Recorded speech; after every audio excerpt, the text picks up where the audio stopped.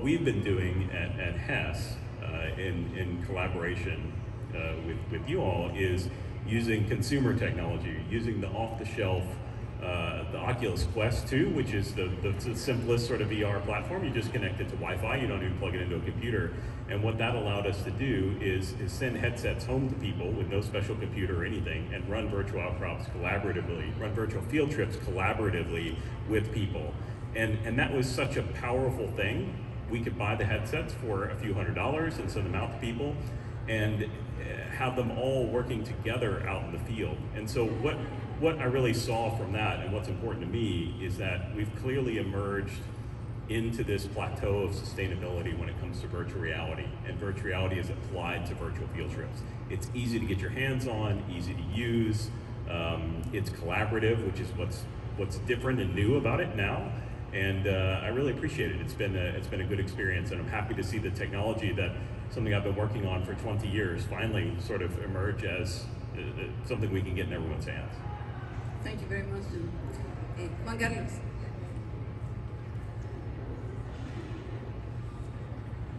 Right.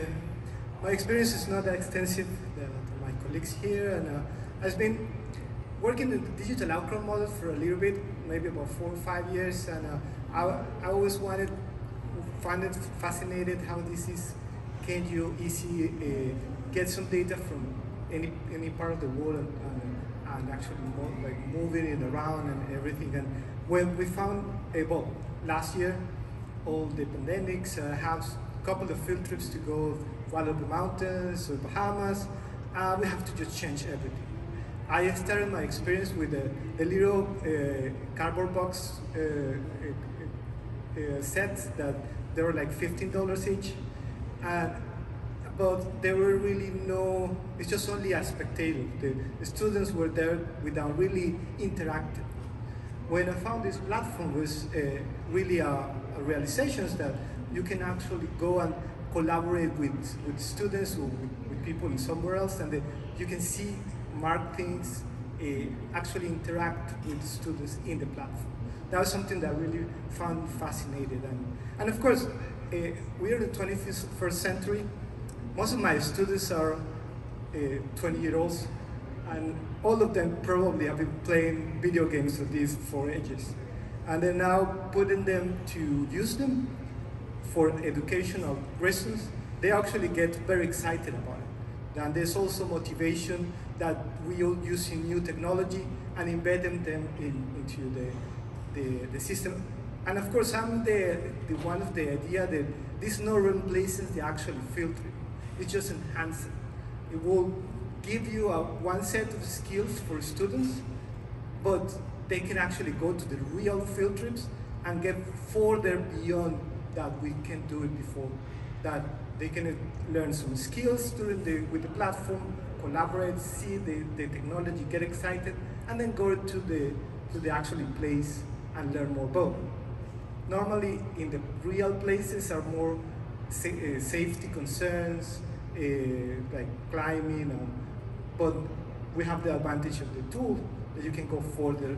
Like, I always imagine in a very nice cliff, 30, 40 feet cliff that you can climb up with a rope. But now with the 3D Gaia, you just pull it up and you see all these successions happening. And it is one of the things that I found also incredible. Okay? That's been my experience. I will probably use it for the next year with my students in a couple of field trips, and I see how things get exciting. So let me ask a couple of questions to the panel before we open to the public. So what do you think, or what challenges have you experienced adopting this technology or virtual reality in general? Sometimes, as you mentioned, you find people who say, well, is this technology going to replace field trips? Yes, and some people don't even get to try because of the fear of replacement of the actual field trips. So we'll be keen to know if you have had similar experiences, what challenges, and have you had some converters for those people who believe that this is going to replace field trips, which is not the case, by the way. I'm a passionate #1 of real field trips too, so please go ahead. Anybody who wants to answer the question? Yeah, John? Well, so as an educator, should be on. As an educator, what matters to us, and so I would see this as a challenge or an area for development. We want to take students into the field, into the 3D environment, into the geologic framework that we're thinking about, and the great advantage of the 3D Gaia platform is that the students themselves are independent. They can fly down. I can gather them together, give an outcrop lecture, and then they can go out and study the outcrop themselves and fly around to different parts of it, like Harry Potter on a broomstick. And this is something that's really different from the kinds of virtual reality field trips that people have said that people have brought previously, where it's all passive. You have the ability for interactive learning on the part of the students, that's really, really powerful. But at the same time, it's a challenge because how do we orchestrate that as educators, providing an educational experience to each individual student, and also providing the assessment piece. How do you do an assignment on the outcrop, and how do you guide a student in their work with the outcrop to move their thinking forward in what we're doing, and so this is where I see it going, and the challenge to us as a university environment to try and provide an educational component in all of this, and make that the mainstay of what we're doing. I actually just want to carry on with that theme, John, because I think that's something we've recognized as well, is it doesn't just change the way you would learn, it changes the way you would choose to teach. And one of the things we are thinking about a lot with regards to this is, as you say, it doesn't replace field trips. You still need to go in the field. We talk about using it for pre-field trips. And the best way for students to learn always is for them to lead the learning themselves, as opposed to passively be receiving it, like in a lecture. I mean, I'm sure there are students here, I'm sure you love just sitting in lectures and just passively receiving it versus actually going out and trying to learn something yourself. They're fundamentally different experiences. And one of the things that we've recognized is that from a pre-field trip perspective, we can gather everybody who's going to go on the field trip, turn them loose to do some individual interpretations, with some guidance, a little bit of guidance on what they're looking for and what they want to do. And what we are thinking about, we haven't had a chance to test this in practice, but what we're really thinking about is then letting them develop questions about critical relationships they see from the model that they would like to look in more detail in the field. So that then when we go in the field, they can then look and study the outcrop in the way that they want to. What are the things they really want to see? What are the relationships they want to understand? And that is super conducive to really getting the most out of a field trip. If you're guiding your own learning and really trying to know what you're looking for, understand the critical relationships, make those observations at the big scale from the virtual outcrop, then go to the field and see the details that you need to see to resolve some of these. It's a great way, I think, to be able to draw people in more and allow them to get more out of it. So from our side, it's both a challenge because you have to fundamentally change the way you teach, these field courses, but it's a huge opportunity to really rethink how we do that and do it in a way that engages much more, in a much more interesting way the students, and helps them retain what they've learned. Indeed. Would you like to add anything? Yeah, following this main idea, it's definitely create the curiosity of the students with the models, because they can play with it without really having to spend much time and effort to go to the field, and then develop this curiosity will help us to go further beyond when they actually trip. The pre-trip study is something that will also help a lot in this regard. And but one of the things we're seeing in this platform is that I've seen in my field trips, that the part of the senses that they only develop in the field is if you go places you see a coastal environment, you might want to look at the waves and things that don't really see it in the platform because it's a sense like the temperature or other feelings that you don't learn in the platform. But you have all the other skills and observations before going there. And you have all the curiosity questions that will help us to go further in this knowledge and understanding. So now, thank you to the panel. I would like to open for questions from the public if there is any. Yes? Quick question. How does access to the images work? Is it like, can the researcher actually go out and I want to study something the Permian Basin, actually go out and take images and I have them myself, or would it be something from the company by the Permian Basin package? Yeah. So the question is, how do you get access to the images? How do you create images? Users generally go to the field and use drones and acquire 3D outcrop models, just using photogrammetric techniques. You take the cliff face of an outcrop, take several flights, and then you use photogrammetric software to create a 3D model. We also have a large outcrop database that can be licensed or rented by universities from examples from across the world. But as individual users, you can go and acquire the data yourselves.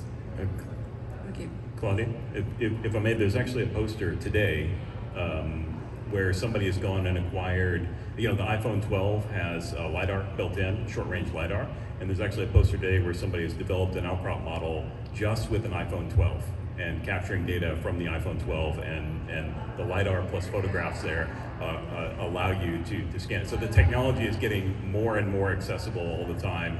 I mean, the disadvantage of that is you don't get the views you would get from a drone, but thinking about the kinds of models like that you saw here, there's lots of opportunities for everybody to be able to capture those kind of models easier and easier these days. So the technology is really emerging to make that much more accessible than it ever has been in the past. Well, just an example of I have my iPhone, and I can do a model right now and load it in 3D Gaia if you want, like model of the panel. It's just very easy.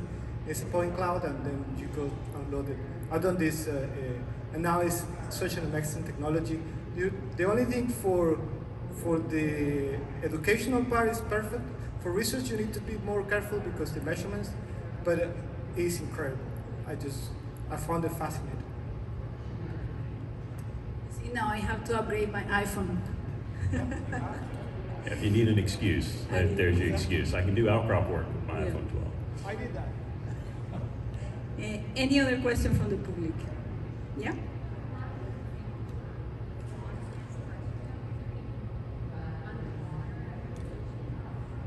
So the question is, most of the examples are like from outcrops. Do you have examples from underwater? So you can bring examples from underwater from bathymetry data. We're working on that. And actually, the Norwegian Petroleum Directorate, they went and explored for rare elements in the mid-ocean ridge, and they got a sample from the black smokers, and we actually have a 3D model from it.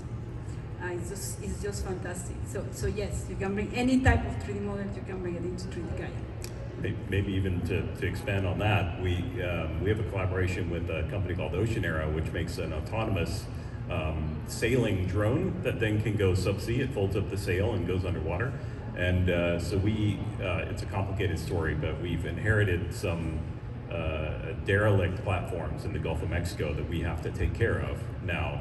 And we're talking about using that platform to then be able to collect photographs and do photogrammetry both above and below the water of these platforms so that we can do safety assessments and all those kinds of things. Basically there's lots of ways to get the data, huge opportunities to do interesting new things. Additionally, you can get in the platform these 360-degree images or videos that if you can get any of the cameras like GoPro or anything, and you can go on the water. I have some shots on the reef, and you can just load it in the satellite images, look at it there, and then you jump into the water and see 360 with the VR. One of the really exciting things that you can do with the platform that that we're not able to do in the real field, if you will, is to bring up data such as seismic sections or well logs or thin sections, and the possibilities, once again, could we bring up a 3D seismic volume that encompasses the subsurface around there? Sure, of course we can. And this is exactly exploring these kinds of things is exactly what the platform is going to be really, really good for. And one of the great things, I think I said this before, is also the independent nature of it, where each of us is our own independent view into the data set. It really is a very different experience than the sort of 3D tanks and 3D glasses environments that were in their original hype phase that we all experienced in the 90s and the early 2000s. One of the things that students are really struggling with in the field is like the special, imagining the cross-section in a volume. Something that my students have been really struggling them. And in the platform, you can have the volume and put the image and cut across that, and then it's like you put it slice in a pie, and then they really get it with this platform. Thank you very much. So one thing I would like to say, from my own personal experience is when you are in virtual reality, because the brain thinks in 3D, you get faster cognition, and you get to the concepts faster. And when you have people who are from different disciplines, say geologists and engineers, and you get them together in the virtual environment, finally the geologists can understand engineers, and engineers can understand the geologists. I had a field trip a virtual field trip with well engineers, and he went to the real field trip first and came back into the virtual environment. And exactly his expression was, I finally get what the geologists are saying, because he was able to see the logs straight over the outcrop, and the communication becomes clearer and clearer. So finally, because I think our time has run out now, unfortunately, you can come and try the platform and see some Mars models as well, not only in the ocean floor, but also to Mars, in the Louisiana State University Hall stand, and also in the immersive reality stand. And I just want to leave you with my contact details here. Any questions? And thank you so much for your time. Thank you so much to the panel. Really, really appreciate it, and really great to see your enthusiasm for 3D Gaia. Thank you so much. Thank you very much.